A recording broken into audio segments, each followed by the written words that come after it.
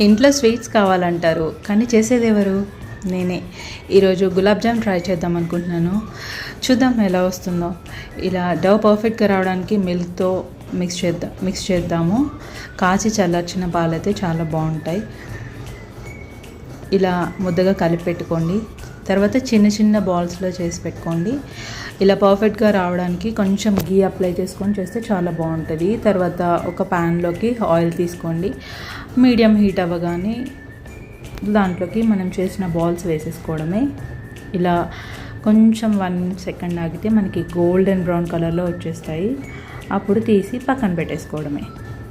అంతే.